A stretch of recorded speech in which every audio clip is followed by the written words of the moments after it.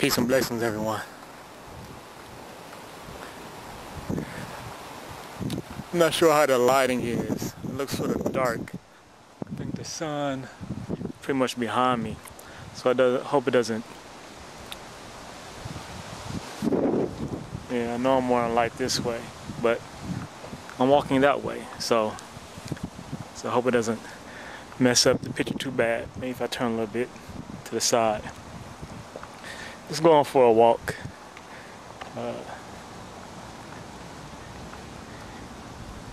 In my neighborhood. Well, I was thinking about maybe trying to start walking more and driving less. I actually want to retire from driving. I'm so tired of driving. I've been driving, have my license now for 16, 40, 24 years. Well, 24 years. And I've done a lot of driving. When I was in Marines, it seemed like most time I was a designated driver. I wasn't much of a drinker. I would drink every now and then. You know, hit my 40 and whatnot. I wasn't a big drinker, you know, like most of my boys hung around. So for one, I'm the one that had the car one time. And then even when I wasn't driving my car, I'd be driving my boy's car. So we'd be all out, and I end up being designated driver, which is cool. You know, but I just done a lot of driving. I've done a lot of driving. I'm just tired of traffic and whatnot and doing all that. So I want to retire. I just want to be able to sit in the passenger side or give me a chauffeur and sit in the back. Maybe one day. Or just start walking everywhere. But anyway, my real thoughts and the subject I want to speak on is the idea of creating our reality. Because I was thinking about it. You know, there's the ideology out there, you know, that we create our existence, that we create our reality.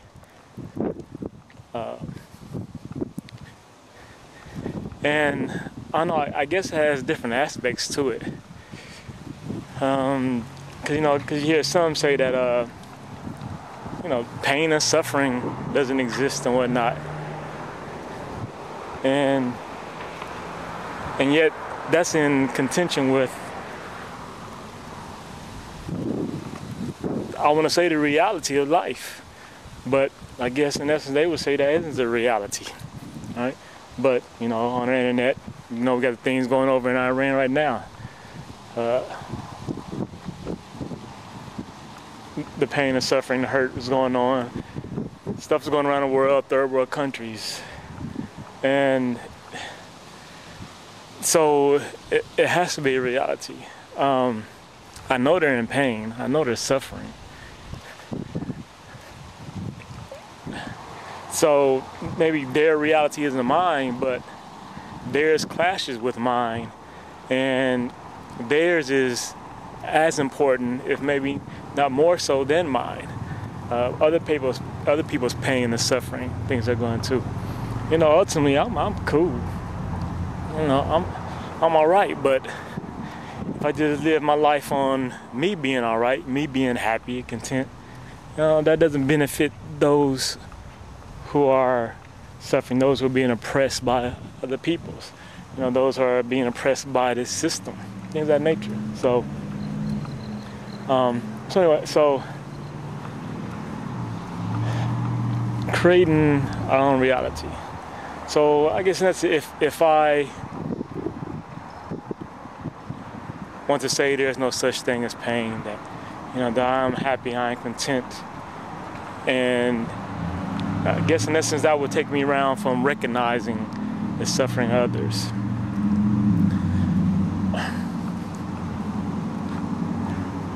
But then I guess, cause I wonder, as I look at the pain and suffering of others, and I wonder, well, are they doing anything to remove themselves from it? And of course, this would be adults. You know, those people in third world countries, those people who are in oppressive systems. Well, if you are an adult, a able-bodied adult, then it's ultimately up to you to remove yourself or do something to change the system. And if you don't, then I guess it'd be your fault that you're in that situation. Or is it? Are you only in that situation and thinking that you need to be subjected to it because of your conditioning to be you brought up as a child in a system, so you think, well, this is the best there is, and have to accept it. And so you're thus, you were thus abused as a child and continue to be abused, and in essence, you know no better. So I don't know.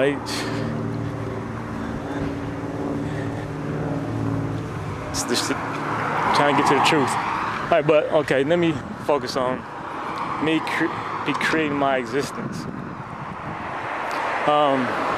I guess in a way, that could be self-hypnosis, right? Creating your existence, your own reality, and saying, well, things are good, things are okay. Would that be a form of self-hypnosis, whatnot? Because if I create my own reality, what ultimately would I myself seek to create?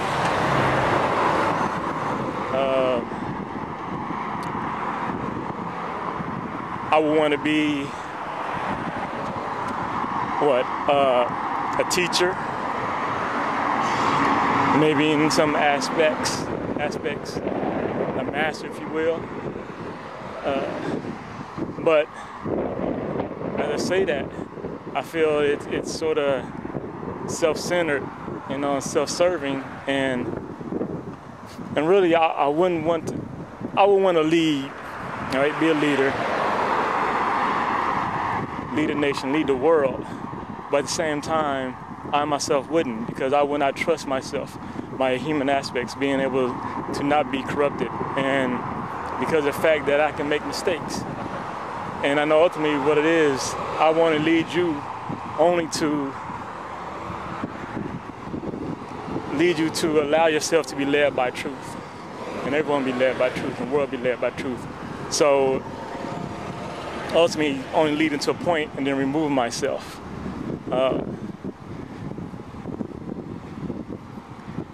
And I guess it'd be okay to be a teacher and a master if you get to that point, but I don't know, that title makes me, saying those things makes me uneasy. And maybe there's nothing wrong with wanting that, and because there are plenty of people who wear that, but like I said, for me, I sort of worry about the corrupting aspect of it. What they say, what is that saying about power?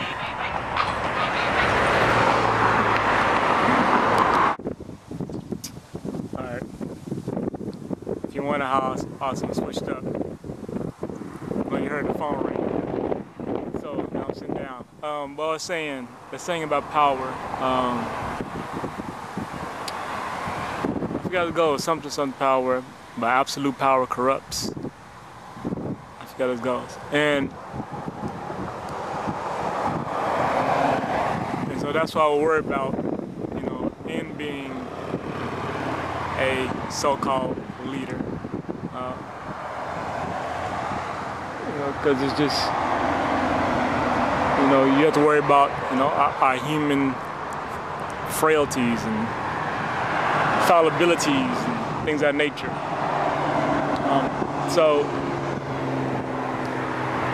And then I was thinking,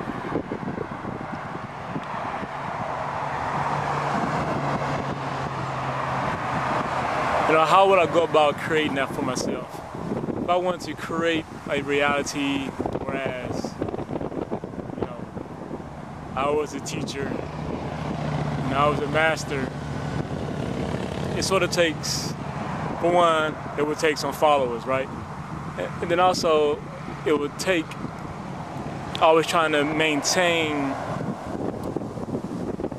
an environment where I could be that. So it's having an environment and a mindset. And I guess the environment has a lot to do with it. And having your immediate surroundings enable you to be in a mindset, or in this case, mindset. Because once you start dealing and getting out amongst other people and other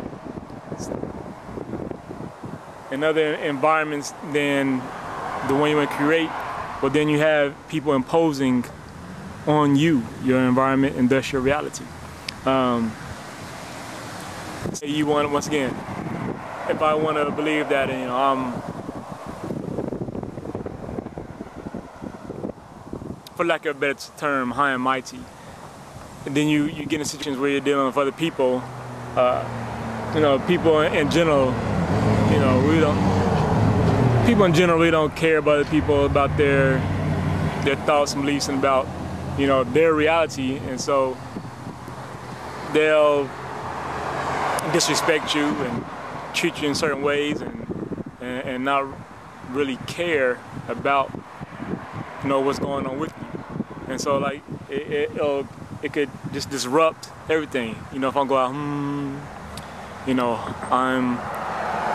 I'm spiritual and whatnot, and you get here and you go to the store and you have people like, "What up, dude?" And actually it's sort of funny, because as you see, if I'm panning out, my usual method of dress. I have my elbow on my robe, which always, invokes the catcalls of Jesus. Either I'm Jesus or I'm a guy from Star Wars, right?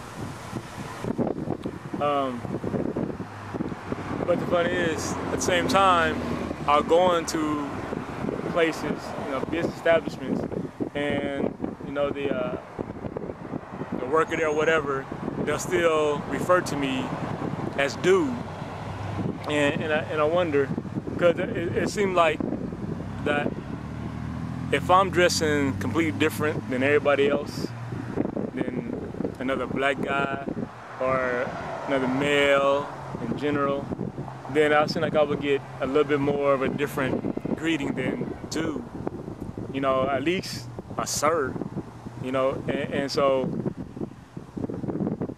it always wonder, cause in essence I sort of think to myself, do I look like a dude? Like, what's up, dude? Do I look like somebody you just be cool with when I'm dressed like this?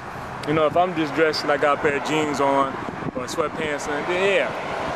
But if I'm like this, if I look different, if I look like there's something on my mind, that I'm about something, some people recognize this as a religious garb. Then what I begin to do, and then I think about it, I guess if somebody met the Pope or the Dalai Lama, a lot of these people would call them dude too. And so there's another instance of people crashing into another's reality. Because could you imagine the Pope or the Dalai Lama, when you see them in their traditional wear, and so when they're dressed like that, they're in a certain mindset. So you couldn't imagine either one of them sitting back, listening to some hip hop, or dressing any other way, right? And so they wear that for their religion, for traditional wear, but I guess also in a sense it goes with them keeping their mindset and their reality. If I'm dressed, Dalai Lama dressed, in a traditional robe and as it beads, well, it's keeping them in that mindset, that holy mindset, or whatever it is that he is. And if you would throw him in a pair of shorts and a tank top and some flip-flops, well, it seems like that would change his reality because of how he's looking. And so like I said, people. And so when you go out and you're amongst people, then you always have them conflicting and crash into your own reality of what it is you want to create. And I guess that's why people, you know, these what's the word I'm looking for? Cults, if you will. You know, so many of them want to remove themselves from regular society. You know, go off into the woods somewhere. It's because you have all these people, for one, give them that title of cults, which is thought of in a bad way, and it's really not.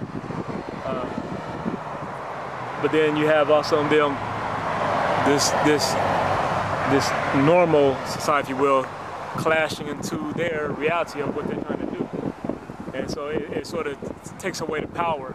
Now, either it takes away the power because the reality is they don't really have any power, or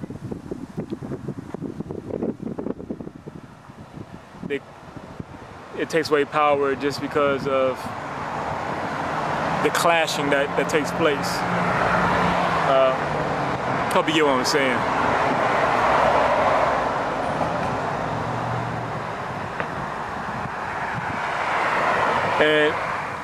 And dealing with, you know, the way I dress and whatnot is actually something that, and I guess my reality that, you know, I battle with. You know, because I want to put forth, I sort of do want to put forth a certain image.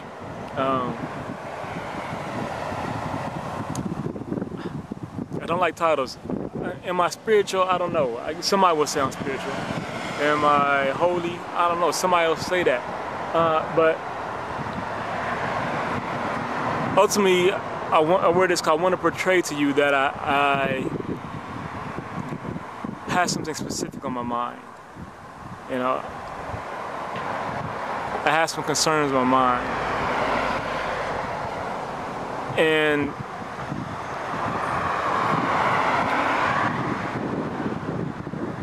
And I believe they differ than a lot of people. The things I want to do differ from most people. So I want to get your attention. But at the same time, I don't want to get caught up in thinking that I am too holy or too spiritual. Cause I know I'm a contradiction. Cause our word is, you know, but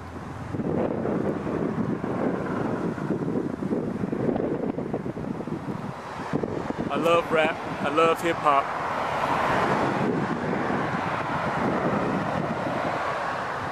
If I had the money, you know, I would buy, you know, all the gear that you see most people in the hip hop culture dress.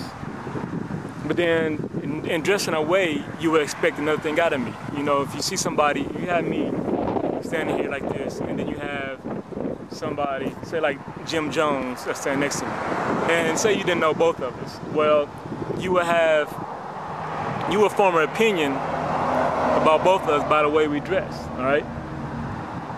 But if you switched us in our method of dress, you put Jim Jones in my aisle, and I wore his clothes, we'd still be the same person. And your opinion, your immediate opinion and judgment of us would change per person, right? But he still be that hood nigga. I'm gonna say that I believe he is a hood nigga. And I would still be who I am, not a hood nigga, all right? Not a thug, not one big gangster, none of that. But I love the hip hop culture, all right? I'm from a hood, but not from the hood. I didn't struggle as much as a lot of people. Been through the welfare thing one time. Never lived in the projects, hung out in projects, kid, but I don't have a mentality, that hood mentality, because I did sort of both, middle class and hood. And I don't like the hood mentality, ultimately, you know, because it's all about protecting yours and being hard, you know, being that man. And I think it's to our detriment, right? To our detriment. And I think I'm maybe going way off topic going up there. So ultimately I'm just gonna be here and end up just talking and talking. But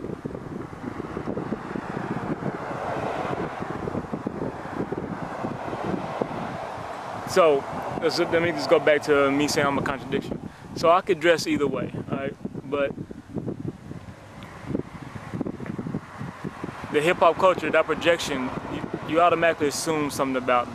And this way, and dressing this way, maybe at the same time, you know, with the people call me dude, they're not assuming something about me. So assuming something about me, but I want them to.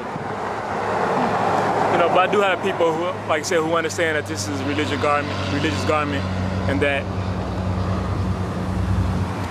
I guess I have religion or God or something in my mind, spirituality in my mind, and so some people know that. But I can do both ways, and so I clash myself, you know, this contradiction. So once again, I can dress like that, I kick back, smoke a blunt, and so it's sort of like a contradiction. You know, but maybe it's not, because it's the truth of who I am, right? And I know at least in some aspects it's a contradiction in some people's eyes, because I had and this was a while ago, had a family friend, and she made a comment about, you know, me smoking weed. A minister that smokes weed, and I'm like, well, why not? And she didn't give me an answer, but I guess because, you know, a minister, a man of a cloth, if you will, is supposed to be held to a higher standard. But what is that standard? You know, why would smoking weed be a bad thing? Well, because I guess because it's illegal. But, you know, we really have to look at the legalities, the basis for it being illegal, and if it should be. And if it wasn't illegal, would it be an issue of a minister smoking weed? Or was it really on a different aspect, and that's, excuse me, why would a man of God need something like weed?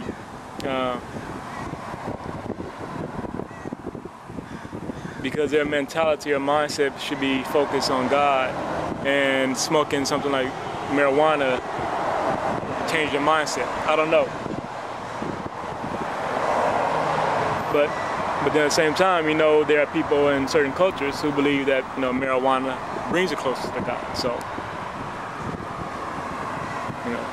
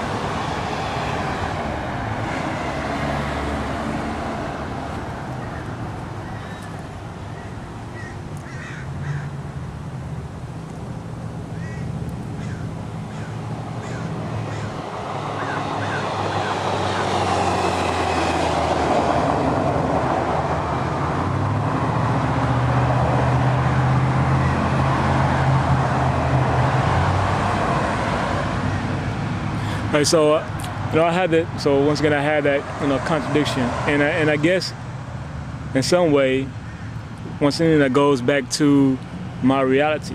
Because if I want to be spiritual or holy, whatever, then if I dress, you know, if I dress in urban clothes, if you will, well, then I would probably have an effect on my reality, my mentality, right? You know, can I kick back and be thinking about God, love and truth, dressing it in a manner that is part of a culture that doesn't really focus on God, love, and truth. All right. Within that culture, there are some people, you know, who focus on things of that nature, but I guess as a whole, it doesn't, because it's talking about culture that comes from, you know, an urban foundation, a place of struggle and strife, and once again, putting on that demeanor of toughness.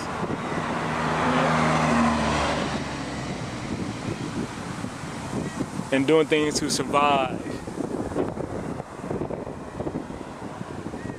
And doing things to mask the pain and hurt. So if I dress in a manner that comes from there, then it could have an effect on my reality, I guess. And this is closer to the reality I want to hold than that. But that is a part of me. So ultimately, I'd say it comes down to that which I teach anyway, right? That it has to start within in the first place. So if within me, I hold that spirituality, that God-centeredness, then it shouldn't matter what I wear on the outside, right? And then the image that I'm projecting to other people, which is another issue, which I know we're such a visual people, which is why I dress like this, because, you know, we judge visually so quickly, right? How a person is dressed, you make an assumption on who they are. And if you're gonna make an assumption about me, well, I want you to assume that I'm not your average African American, black guy, nigga, whatever it is.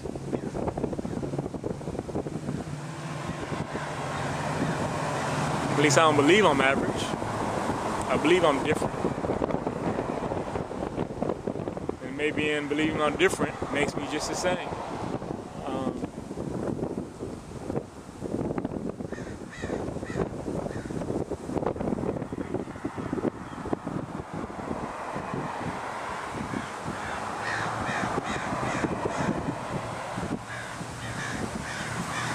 This video's been going on for 30 minutes now.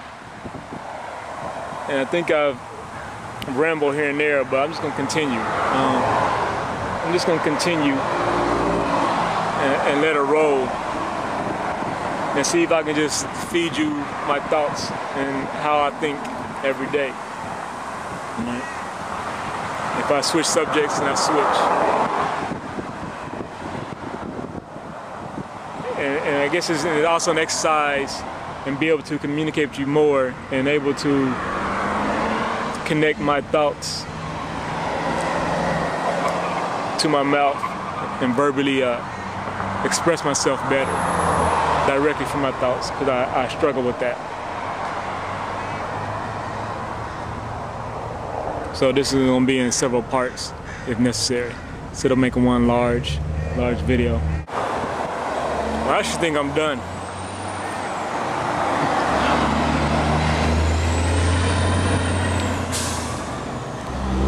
I can't get back to what I was thinking. So I'll put this up as is, and that I'll leave it like this. Now I'm gonna end it like this, that I have some ramblings in it, that I have some thoughts, and hopefully within, you know, my rambling, to get the point I was trying to make, you know, the message I was trying to send.